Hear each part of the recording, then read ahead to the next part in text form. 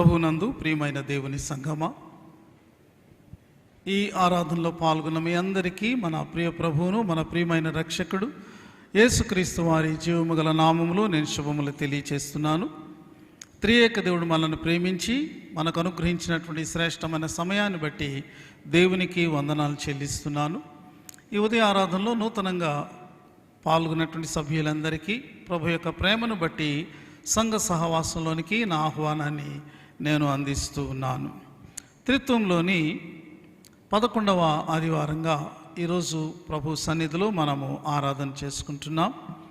ఈ త్రిత్వ కాలము చాలా విశేషమైనదని మనందరం కూడా జ్ఞాపకం చేసుకుంటున్నాం.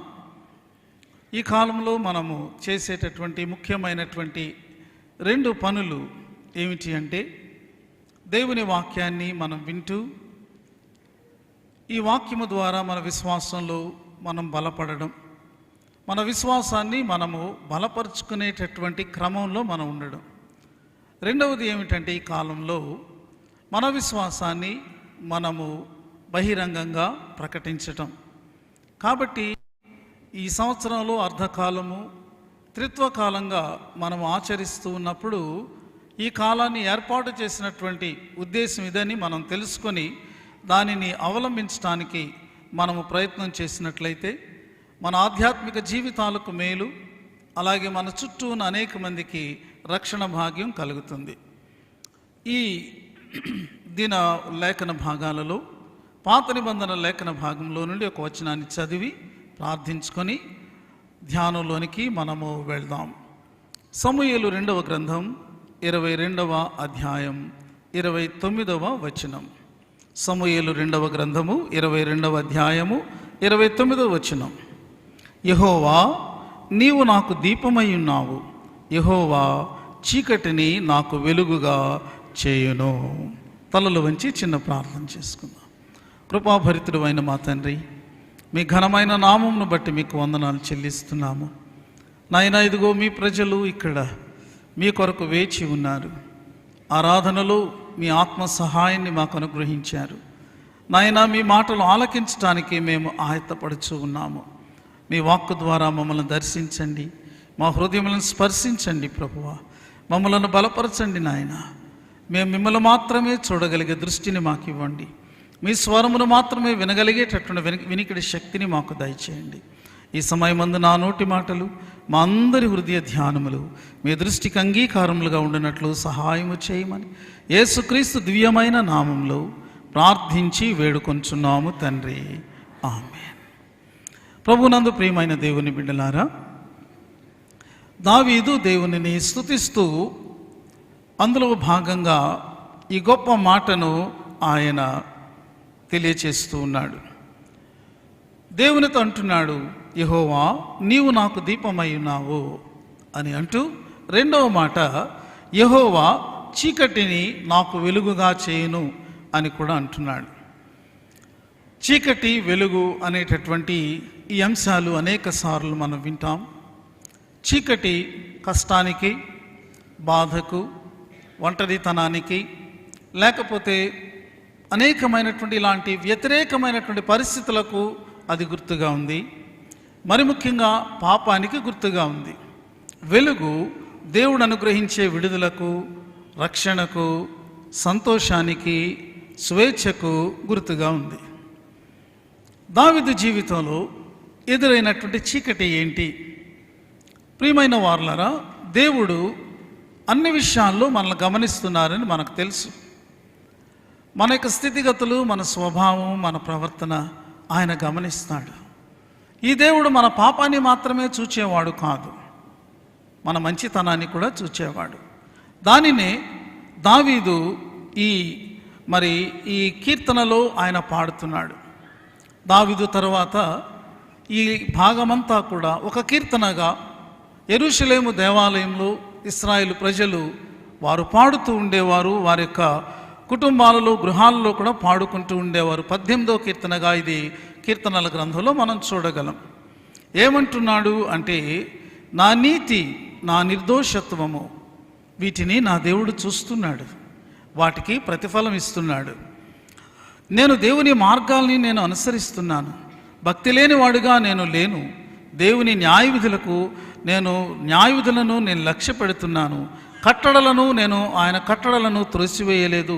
ఇలా మాట్లాడుతున్నాడు. ప్రియమైన విశ్వాసి, దేవుడు నీ నీతిని చూస్తున్నాడు, నీ నిర్దోషత్వాన్ని చూస్తున్నాడు. నీవు భక్తిగా ఆయనను వెంబడిస్తున్నప్పుడు దానిని ఆయన చూస్తున్నాడు. నీవు ఆయన ఆజ్ఞలకు కట్టుబడి ఆయన కట్టడలను అనుసరించే వ్యక్తిగా ఉన్నప్పుడు దేవుడు దానిని చూస్తున్నాడు. దానికి ఆయన తప్పకుండా ప్రతిఫలం ఇస్తాడు. మన జీవితంలో కేవలము దేవుడు నెగిటివ్గా ఆయన చూడటం లేదు, పాజిటివ్ని కూడా ఆయన చూస్తున్నాడు. దానికి ప్రతిఫలం ఇచ్చేటటువంటి దేవునిగా మన దేవుడు ఉన్నాడు. ఎంత గొప్ప సంగతి! ప్రియమైన వారులారా, దావీదు జీవితంలో ఎదురైనటువంటి చీకటి ఏంటి? దేనిని ఇక్కడ విశేషంగా దావీదు జ్ఞాపకం చేసుకుంటూ మరి దేవుడు ఆ చీకటిని తొలగించి ఆయనే నాకు దీపమయ్యాడని చెబుతున్నాడు.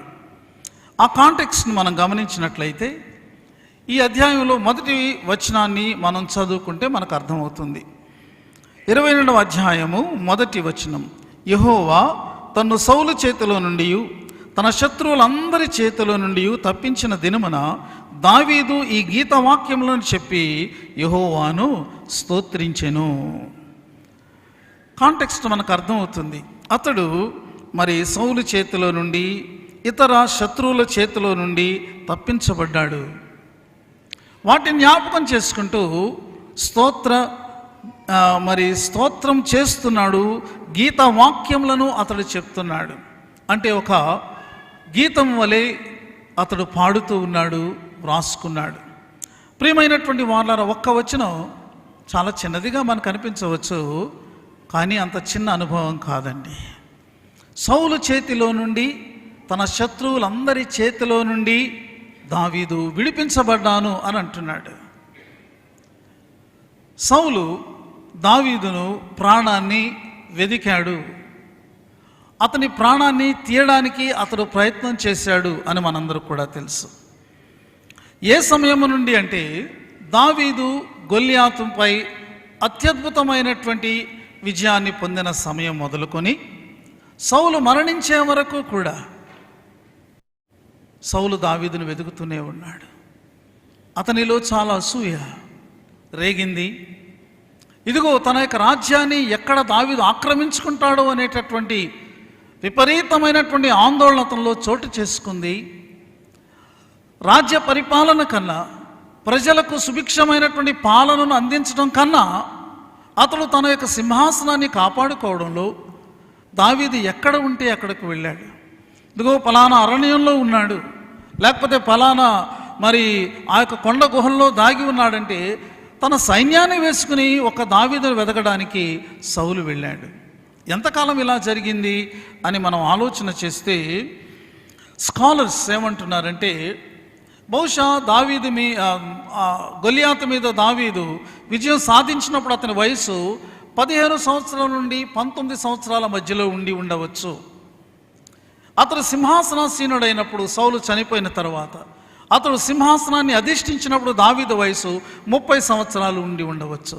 కాబట్టి 11 సంవత్సరాల నుండి దాదాపు 14 సంవత్సరాల కాలం సౌలు యొక్క మరి భయం క్రింద దావీదు ఉన్నాడు. సౌలును చంపలేక కాదు, మనకు తెలుసు. కానీ దేవుని అభిషక్తుడు అన్న ఒక కారణాన్ని బట్టి దావీదు సౌలును ముట్టుకోలేదు సరిగదా. అతని నుండి పారిపోతూ ఉన్నాడు. ఇది ఎంత భయంకరమైనటువంటి అనుభవం. Almost 11 to 14, 15 years. That was a great struggle in his life. ఏ సమయంలో ఏ మూల నుండి తన మీద సౌలు దాడి చేస్తాడు. సౌలు దగ్గర కొంతమంది ఉన్నారు, దావీదు యొక్క ఆచూకీని తెలియచేసేటటువంటి గూఢచారుల్లాగా పనిచేస్తూ సౌలు మెప్పు కోసం వాళ్ళు చూస్తూ ఉన్నారు. కాబట్టి ఎంతమంది శత్రువులు. ఇక మనం ఆలోచన చేసినప్పుడు నాటి నుండి దావీదు ఏలుబడిలోనికి వచ్చిన ఈ యొక్క ఏలిన కాలం అంతటిలో కూడా మనం గమనించినప్పుడు దాదాపుగా ఇశ్రాయేలు దేశం చుట్టూ ఉన్నటువంటి రాజ్యాలన్నీ కూడా శత్రు రాజ్యాలుగానే ఉండినవి. ఉదాహరణకు మనం గమనిస్తే ఉత్తరాన సిరియా దేశం ఉంది.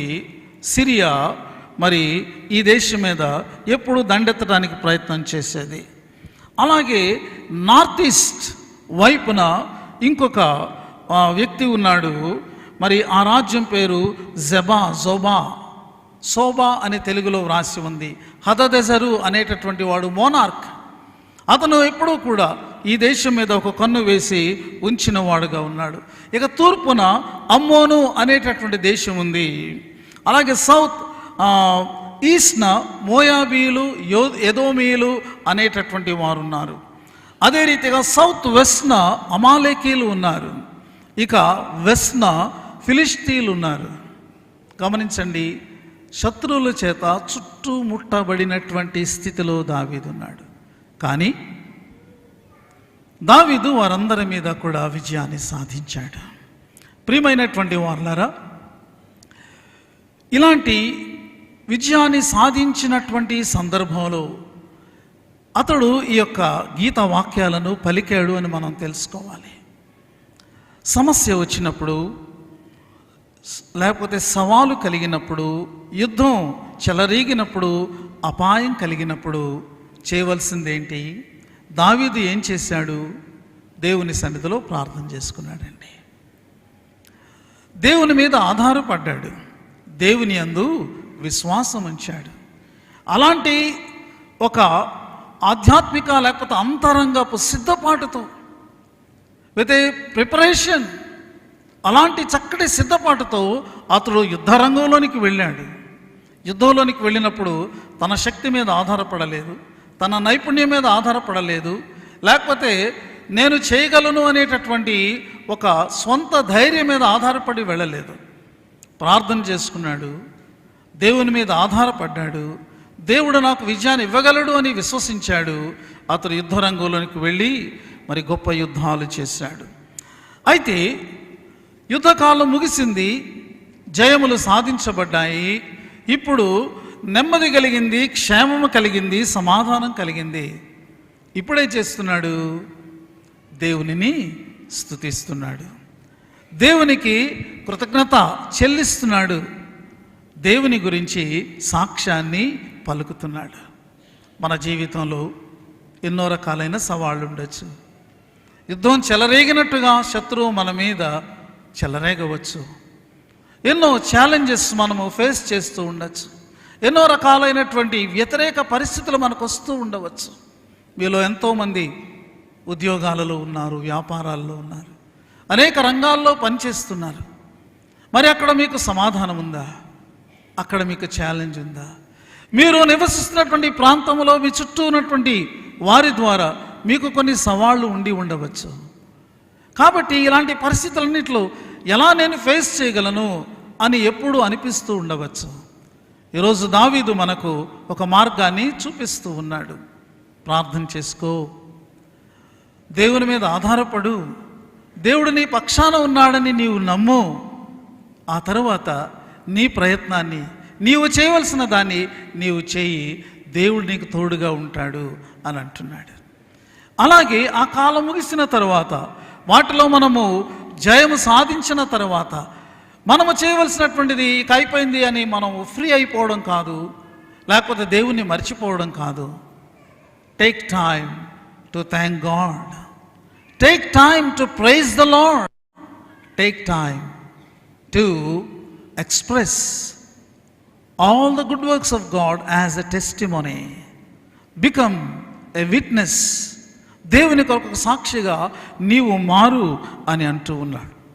ప్రియమైనటువంటి వారలారా, ఇదిగో ఈ రీతిగా దావీదు తన జీవితంలో తాను పొందినటువంటి అనుభవాలను ఆయన జ్ఞాపకం చేసుకుంటూ, దేవుడు నాకు వెలుగై ఉన్నాడు, యెహోవా నాకు వెలుగు అంటున్నాడు కదా.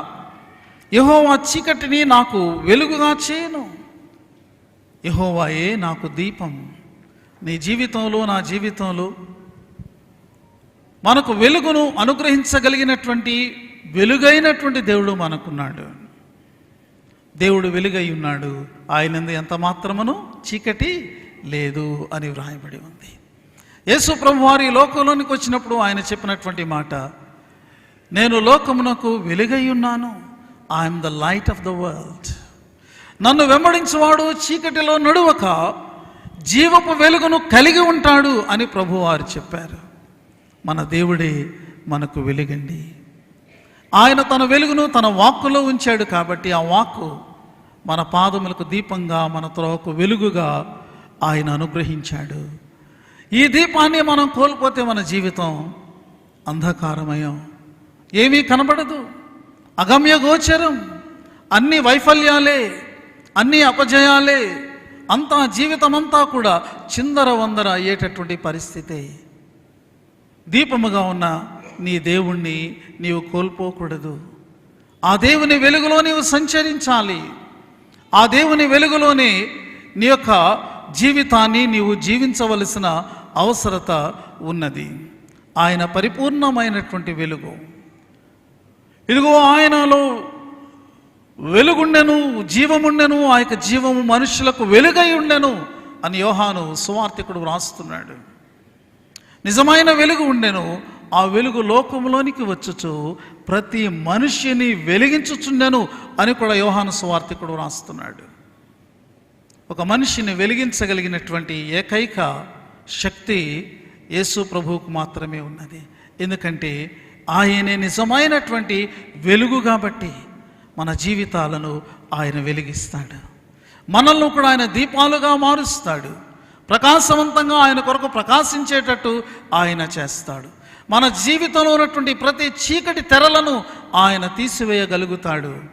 ఆయన మాత్రమే తీసివేయగలుగుతాడు. కాబట్టి మనము ఆయనకు దావీదు వలె స్తుతులు మనము చెల్లింపబద్దులమై ఉన్నాము. ఈ ఉదయకాలం దేవుని సన్నిధిలో నీవు ఉన్నావు విశ్వాసి. నీ జీవితంలో ఏ చీకటైనా తొలగిపోయి ఉండొచ్చు, ఏ సమస్యలో అయినా నీవు పరిష్కారం పొంది ఉండవచ్చు, ఏ యుద్ధమైనా అది ముగిసి ఉండవచ్చు, నువ్వు విజయాన్ని సాధించి ఉండవచ్చు. ఏ సవాలులో అయినా నీవు దానిని ఎదుర్కొని నిలబడి ఉండవచ్చు. మరి ఉదయకాలం నీ హృదయం అంత స్తుతితో ఉందా? అంత కృతజ్ఞతతో నిండి ఉందా? అంతగా నా దేవుని యొక్క ఆశ్చర్యమైన క్రియలను నేను ప్రకటించాలి అనేటటువంటి ఆశ నీలో ఉన్నదా? ఈ ఉదయకాలము దేవుడు దాని కొరకు మనల్ని ఆరాధనలకి నడిపించారని మనము తెలుసుకుందాం. లూకా సువార్తలోనికి వెళ్ళినప్పుడు నేటి దిన సువార్త లేఖన భాగం 7వ అధ్యాయము 36వ వచనం నుండి 50వ వచనం వరకు. నేను అనుకుంటున్నాను ఈ వాక్య భాగం మనలో చాలామందికి ఒక ప్రియమైనటువంటి వాక్య భాగంగా ఉండొచ్చు. ఎందుకంటే ఇక్కడ ప్రభు యొక్క గొప్పతనము మనకు మరి అధికంగా కనబడుతూ ఉన్నది. యేసు ప్రభువారు ఒక ఇంటికి ఆహ్వానించబడ్డారు. ఆహ్వానించినటువంటి వ్యక్తి పేరు సీమోను. ఆ వ్యక్తి సొసైటీలో ఒక స్టేటస్ కలిగినటువంటి వాడుగా ఉన్నాడు. ఒక రిలీజియస్ లైఫ్లో కానీ లేకపోతే ప్రజలను నడిపించేటటువంటి ఆ యొక్క లీడర్షిప్లో కానీ అతడు ఒక ఉన్నతమైన స్థితిలో ఉన్నాడు. ఎందుకంటే అతడు ఒక పరిసయ్యుడు. పరిసయ్యుల గుంపు యేసు ప్రభు వారికి ఎప్పుడూ కూడా వ్యతిరేకంగా ఉన్నట్టు లేకపోతే ఆయనను తప్పుపడుతున్నటువంటి వారుగా ఉన్నట్టు మనం గమనించాము. కానీ ప్రభు ఎప్పుడూ వారిని విరోధులుగా ఎంచుకోలేదు. అలాంటి పరిసయ్యులు ప్రభువును పిలిచినప్పుడు ఆయన సాదరంగా వారి ఆహ్వానాన్ని మన్నించి మరి వారి గృహాలను దర్శించినట్లుగా, వారు ఏర్పాటు చేసినటువంటి ఆ యొక్క విందును స్వీకరించినట్టుగా మనము చూస్తాము. ఆయన ఎంతో గొప్పవాడుగా ఇలాంటి విషయాలన్నిటి ద్వారా మనకు కనబడుతూ ఉన్నాడు. అయితే ఆ ఇంటికి వెళ్ళిన తర్వాత వారు భోజన పంక్తిని కూర్చున్నారు. భోజన పంక్తిని కూర్చున్నప్పుడు ఆ ఊరిలో పాపాత్మురాలుగా పిలువబడుతున్నటువంటి, గుర్తించబడినటువంటి లేకపోతే ఎంచబడినటువంటి ఒక స్త్రీ సడన్గా ఎంటర్ అవ్వడం జరిగింది. ఆమె వచ్చి మరి యేసు ప్రభు వారి యొక్క పాదముల దగ్గర నిలబడింది. తర్వాత ఏడవడం మొదలుపెట్టింది. ఆ యొక్క కన్నీరు ఆయన పాదముల మీద ఒలికింది. తర్వాత తన తల వెంట్రుకలతో ఆ పాదాలను తుడిచింది. ఒక అత్తరు బుడ్డిని తెచ్చింది, దాన్ని పగలగొట్టి ఆయన పాదముల మీద వేసింది. ఈ కాంటెక్స్ట్ని మనం ఆలోచిస్తే ఈ దినాలలో కొంతమంది ఇవన్నీ కూడా ఒట్టి మాటలండి, అలా చేయడానికి సాధ్యమవుద్దా, అని అంటారు. ఎందుకంటే ఇప్పుడు మన డైనింగ్ టేబుల్ని చైర్స్ని మీరు ఆలోచించండి. మన కాళ్ళు ఎక్కడ ఉంటాయి డైనింగ్ టేబుల్ దగ్గర కూర్చున్నప్పుడు? ఏమండి, టేబుల్ కిందకి వెళ్తాయి కదా. మరి అప్పుడు అక్కడ ఎవరైనా నిలబడడానికి అవకాశం ఉంటుందా? ఇంకా అక్కడ ఆ పాదముల దగ్గర మోకరించడానికి అక్కడ ఏమైనా ఛాన్స్ ఉంటుందా? ఉండదు. కొంతమంది ఇలాంటివి పట్టుకుని విమర్శించే వాళ్ళు ఉన్నారు, బైబిల్లో అని ఇలాంటివి వ్రాసి ఉన్నాయని. కానీ బైబిల్ దాన్ని చదివేటప్పుడు ప్రతిదాన్ని కూడా ఈరోజు మనకున్నటువంటి మరి మారినటువంటి సంస్కృతిని బట్టి, మన యొక్క మరి డెవలప్డ్ టెక్నాలజీని బట్టి ఈ వెలుగులో మనం చూసామనుకోండి, చాలాసార్లు బైబిల్ని మనం మిస్అండర్స్టాండ్ చేసుకుంటాం. ఎందుకంటే నాడు ఉన్నటువంటి డైనింగ్ టేబుల్ ఇప్పట్లా లేదు. ఇలాగ మనం కూర్చున్నట్టుగా నాడు వారు కూర్చునేవారు కాదు. ఆ యొక్క డైనింగ్ టేబుల్ భూమి మీద, అంటే నేల మీదకు ఉంటుంది. అది వారు కూర్చుని ఇలాగ ఒక చేయి పెట్టుకుని కూర్చుని కాళ్ళు వెనకకు పెట్టుకుంటారు వాళ్ళు. అది వారి యొక్క విధానం.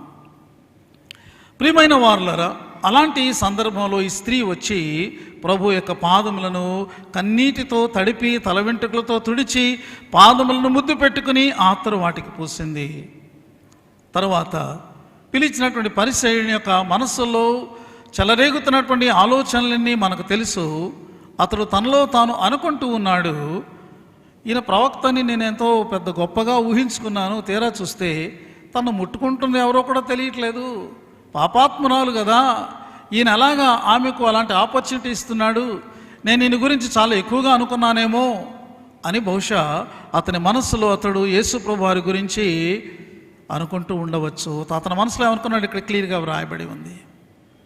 యేసుప్రభు వారు మన మనస్సులో మనం తలంచుకున్నప్పుడే ఆ తలంపులన్నిటినీ ఆయన చదవగలడు. ప్రియమైన వారులారా, 139వ సంకీర్తనలో వ్రాయబడి ఉంది కదా, మనందరూ కూడా తెలుసు. ఇదిగో నా మనసులో తలంపు పుట్టక మునిపే నేను ఏమి తలంచబోచున్నానో నీవు ఎరిగి ఉన్నావు. నా నోట నుండి మాట బయటకు వెడలకు మునిపే నేను ఏమి మాట్లాడబోచున్నానో నీవు ఎరిగి ఉన్నావు. ప్రియమైన వారులారా, కీర్తనాకారుడు స్తుతించినటువంటి దేవుడు, మహాత్మ్యము గల దేవునిగా ఆయనను గురించి దావీదు ప్రకటించినప్పుడు ఏ దేవుని గురించి ప్రకటించాడో, ఈ పరిసయ్యుని ఇంటిలో ఉన్నటువంటి యేసుక్రీస్తులో మనం ఆ దేవుడిని చూస్తున్నాం. ఎందుకంటే హీ రీడ్స్ అవర్ థాట్స్. సీమోనుకు తెలీదు, కానీ తన మనసులో ఉన్న తలంపులన్నీ ప్రభు ముందు అలా కనబడుతూ ఉన్నాయి. ప్రభువారు సీమోనును వెంటనే గద్దించలేదు. నువ్వేం ఆలోచిస్తున్నావో నాకు తెలిసిపోయింది తెలుసా అని చెప్పి అనలేదు. కానీ సీమోనును కూడా ప్రేమించిన ప్రభు అతనికి ఒక పాఠాన్ని నేర్పించాలని అనుకుంటున్నారు. ఆ పాఠంలో తాను ఎలాంటి వాడను, తాను ఎలాంటి కార్యములను చేయడానికి వచ్చాను, సీమోను పట్ల కూడా తన భావం ఎలా ఉందో ఆయన ఈ యొక్క ఉపమానము ద్వారా వ్యక్తీకరిస్తున్నారు. ప్రభువారు చక్కని ఉపమానాన్ని చెప్పారు. ఏమని చెప్పారు? 41, 42 వచనాలు మనం చదువుకుంటే, అప్పు ఇచ్చు ఒకనికి 2 రుణస్థులుండిరి. వారిలో ఒకడు 500 దేనారములను మరి ఒకడు 50 దేనారములను అచ్చి ఉండిరి. ఆ అప్పు తీర్చుటకు వారి యొద్ద ఏమీ లేకపోయిన గనుక అతడు వారిద్దరినీ క్షమించెను. కాబట్టి వీరిలో ఎవడు అతను ఎక్కువగా ప్రేమించునో చెప్పుమని అడిగెను. ప్రియమైన వారులారా, మన ప్రభు అయినటువంటి యేసుక్రీస్తు మరి చెప్పినటువంటివి కథలు కాదండి. అవి కథలు కాదు, దే ఆర్ నాట్ స్టోరీస్. వాటిని ఏమన్నారంటే ఉపమానములు అని అన్నారు. మనకు తెలుసు పారబుల్స్. పారబుల్ యొక్క స్పెషాలిటీ ఏంటో చెప్పమంటారా? ఆ పారబుల్లో ప్రభు ఉంటాడు, నీవు ఉంటావు, నేను కూడా ఉంటాను. అది పారబుల్ యొక్క స్పెషాలిటీ. ఏ పారబుల్ అయినా మీరు చూడండి, అందులో ప్రభు ఉంటాడు. ఎవరితో అయితే మాట్లాడుతున్నాడో ఆ వ్యక్తి ఉంటాడు, ఎవరి గురించి అయితే మాట్లాడుతున్నాడో ఆ వ్యక్తి కూడా ఉంటాడు. అది పారబుల్ యొక్క స్పెషాలిటీ. ఇప్పుడు ప్రభు ఆయన శరీరధారిగా ఉన్నప్పుడు చెప్పినటువంటి పారబుల్ నువ్వున్నావు, నేను కూడా ఉన్నాను. ఎందుకంటే ఇది అందరికీ కూడా అన్వయించబడేటటువంటి ఒక నిత్య సత్యం అయి ఉన్నది. చిన్న parable, but with a great deeper message. There is a profound message in this parable. చాలా సింపుల్ స్టోరీ. ఒక ఆయన అప్పు ఇచ్చేటటువంటి వాడు ఉన్నాడు. అతని దగ్గర 2 అప్పు తీసుకున్నారు. ఒక వ్యక్తి తీసుకున్నటువంటి అప్పు 500 దేనారాలు, ఒక వ్యక్తి తీసుకున్నటువంటి అప్పు 50 దేనారాలు మాత్రమే. కానీ విశేషం ఏంటంటే ఇద్దరూ కూడా తీర్చలేనటువంటి వారుగా ఉన్నారు. అయితే అప్పిచ్చినటువంటి వాడు ఎంత దయాగుణం కలిగిన వాడంటే, ఎంత మంచివాడంటే వారి పరిస్థితిని అర్థం చేసుకున్నాడు. అయ్యో, నా దగ్గర అప్పు తీసుకున్నారు, సరే, తీర్చలేనటువంటి హీన స్థితిలో వీళ్ళున్నారు. నేను వీరిని అప్పు తీర్చమని వీరి మీద ఒత్తిడి తెచ్చినా ఎక్కడ తీసుకొచ్చి వాళ్ళు ఇవ్వగలరు. కాబట్టి నేను పని చేస్తాను, వాడిని క్షమించేస్తాను. వాడిని పిలిచి చెప్తాను, బాబు, నువ్వు నాకు 500 దేనారాలు అప్పున్నావు కదా, ఇదిగో నీ రుణపత్రం తీసుకురా, నేను దాన్ని చింపేస్తున్నా. నీవు నాకు ఇంక అప్పు చెల్లించక్కర్లా, నువ్వు నా దగ్గర అప్పు తీసుకోనట్టే. కాబట్టి ఎటువంటి భయం లేకుండా, భారం లేకుండా, ఒత్తిడి లేకుండా ఫ్రీగా నీవు జీవించాయా అని పంపించేసి మరొకటి పిలిచాడు, నీవు నాకు 50 దేనారాలు అప్పు ఉన్నావు కదా, నీవు నాకు అప్పు ఇంకా చెల్లించక్కర్లేదు, నీ రుణపత్రం ఇవ్వు, ఇదిగో నేను దాన్ని చింపేస్తున్నాను. నీకు నాకు చెల్లి అయిపోయినట్టే, ఎందుకంటే నేను నిన్ను క్షమిస్తున్నాను.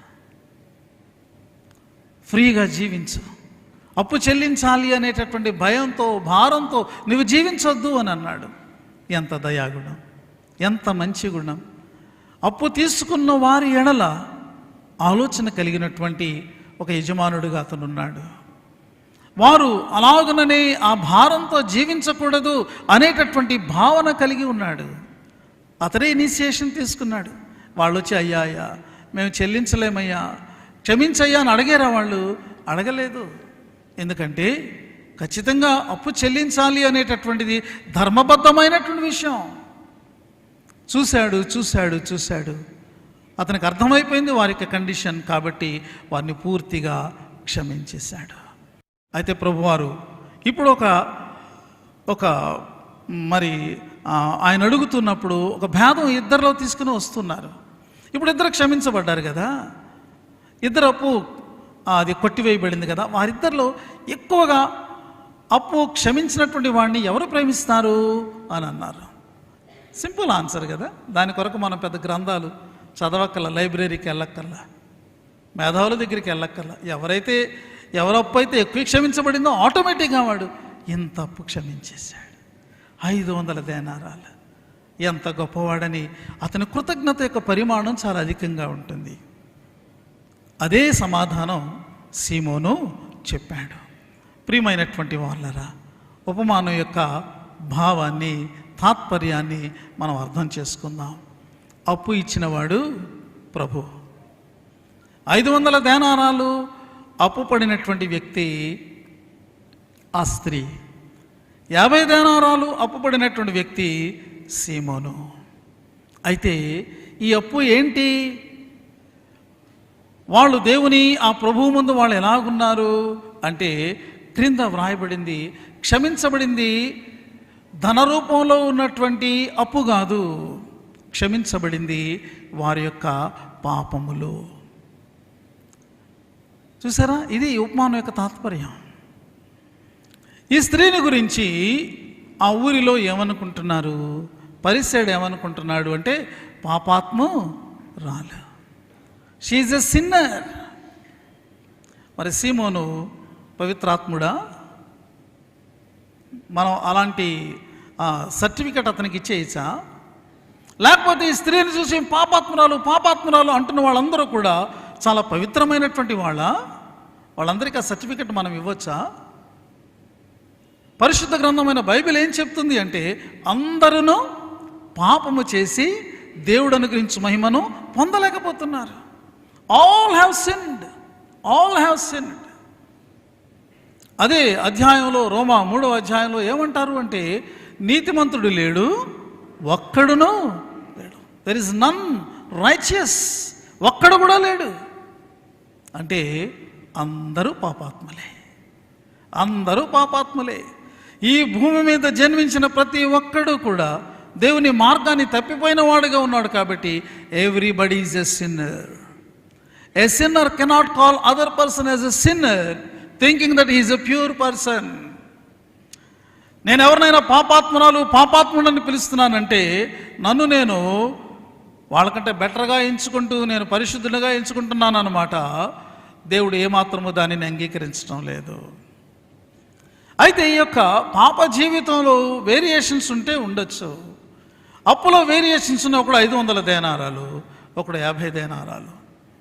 ప్రియమైనటువంటి వారలారా, ప్రభు యొక్క మరి గొప్ప కృపను మనము చూద్దాం.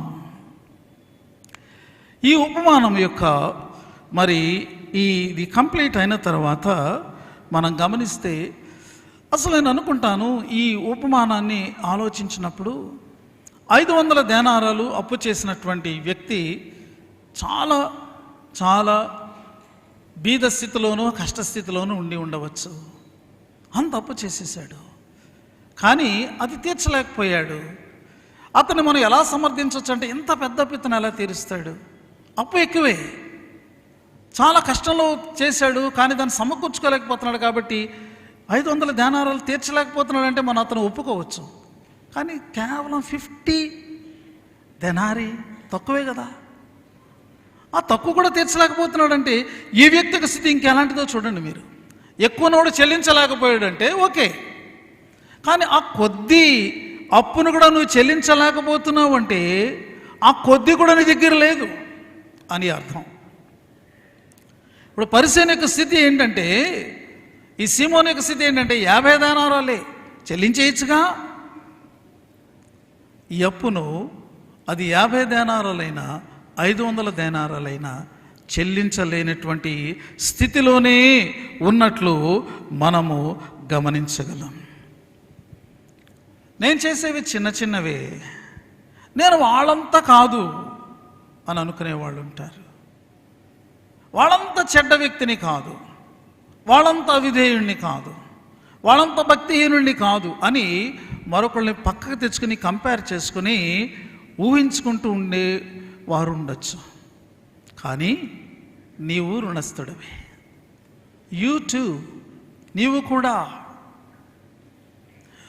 అయితే అది తక్కువై ఉండొచ్చు, చిన్నదే ఉండొచ్చు, స్వల్పమైనవిగానే కనపడచ్చు, కానీ వాటిని కూడా నీవు తీర్చుకోలేవు. నీ పాపము స్వల్పమైనదిగా నీకు కనిపించిన ఆ స్వల్పమైన దానిని కూడా నీవు పరిష్కరించుకోలేవు. ఆ స్వల్పమైన దానిలో నుండి కూడా నిన్ను నీవు పవిత్రం చేసుకోలేవు. Because you do not have that capacity, you do not have that capability. Recognise this truths. ఈ సత్యాన్ని గమనించు. అది చిన్నదైన రుణము రుణమే, అది చిన్నదైన పాపము పాపమే సంగమా. కాబట్టి చిన్నదే కదా, పర్వాలేదులే అని నీకు నువ్వు అనుకోవద్దు. ఎందుకంటే దేవుడు అనుకోడు. అది చిన్నదైనా పెద్దదైనా పోన్లే పర్వాలేదులే అని దేవుడు అనుకోడండి. ఆయన యొక్క కల్వరి సిలువలో 500 దేనారాలైనా 50 దేనారాలైనా అందరి కొరకు ఆయన తన విమోచన రక్తాన్ని చిందించాడు. దీన్ని మనం జ్ఞాపకం చేసుకోవాలి. తక్కువగా అనిపించిన పాపమైన ఆయన క్షమిస్తేనే నువ్వు క్షమించబడగలవు. లేకపోతే ఆ యొక్క అపరాధ భావన, గిల్టీనెస్ నీ జీవితంలో అలాగే ఉంటుంది. ఆ యొక్క పాపమే దేవుని ఎదుట నిన్ను దోషిగా నిలబెడుతుంది. తీర్పు సింహాసనం మీ ఎదుట నీవు దేవుని చేత దోషిగా తీర్పు తీర్చబడి మరి నిత్యమైనటువంటి ఆ యొక్క శిక్షలోనికి వెళ్ళే ప్రమాదం ఉన్నది. దీన్ని మనం గమనించాలి. ఈజీగా తీసుకోవడానికి లేదు.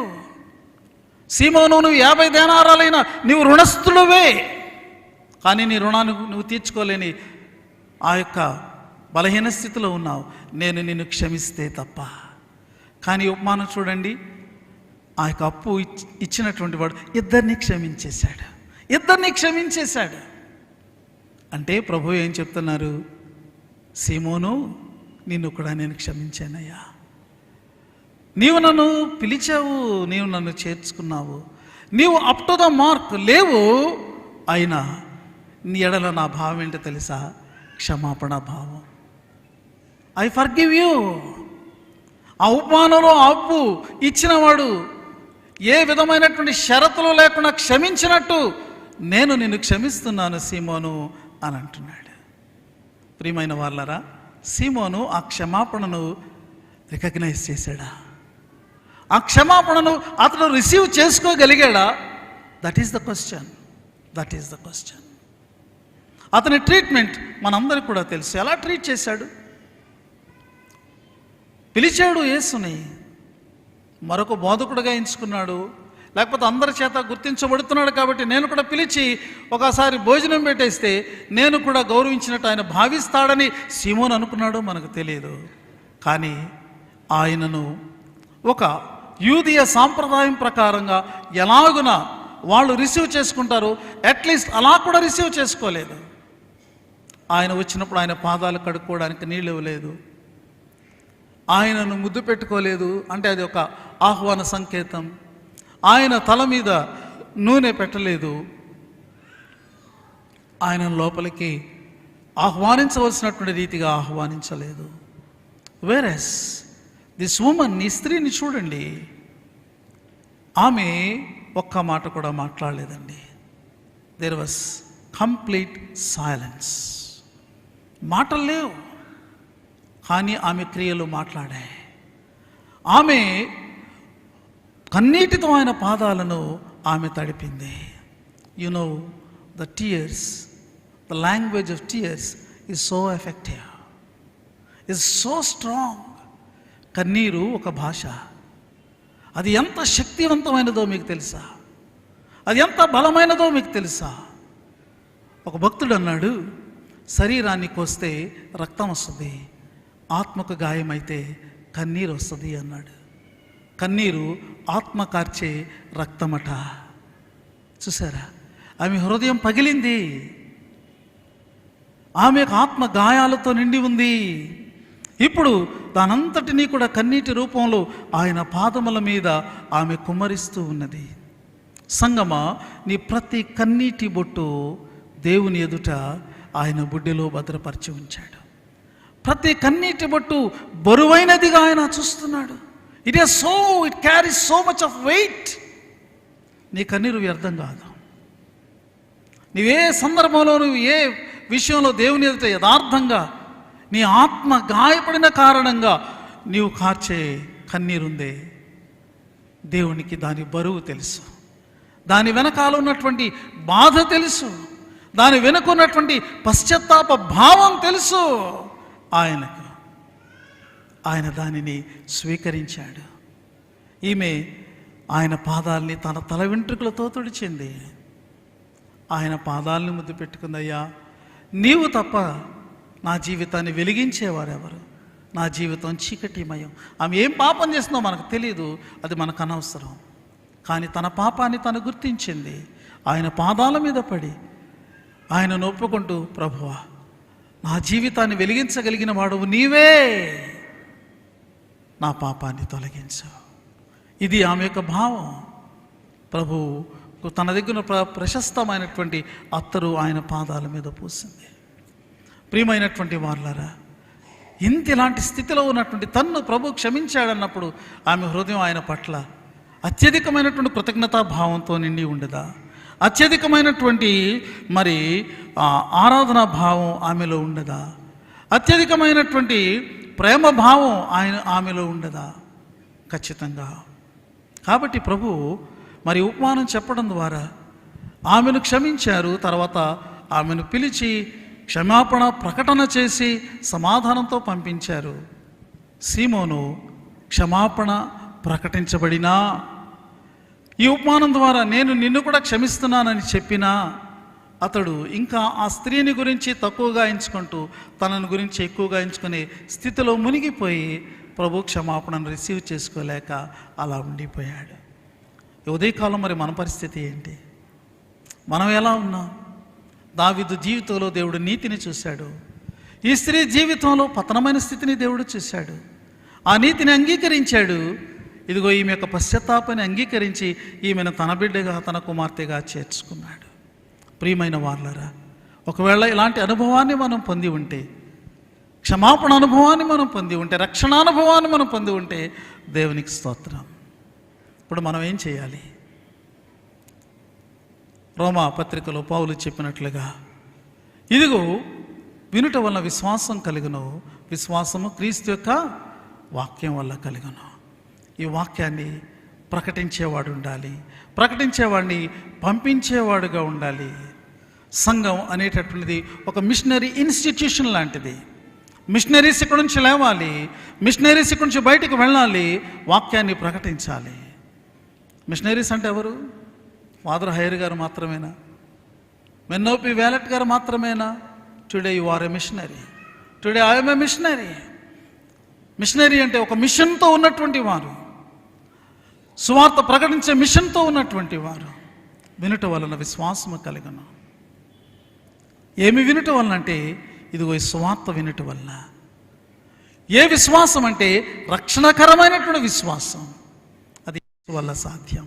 కాబట్టి అలాంటి మరి ఒక విశ్వాస ప్రకటనలు చేసేటటువంటి వారంగా మనము ముందుకు వెళ్ళుటకు మనం ఆయత్తపడదాం. ఉదయ కాలమందు ఈ వాక్యము ద్వారా దేవుడు మనందరినీ బలపరిచి స్థిరపరచునుగాక. ఆమేన్.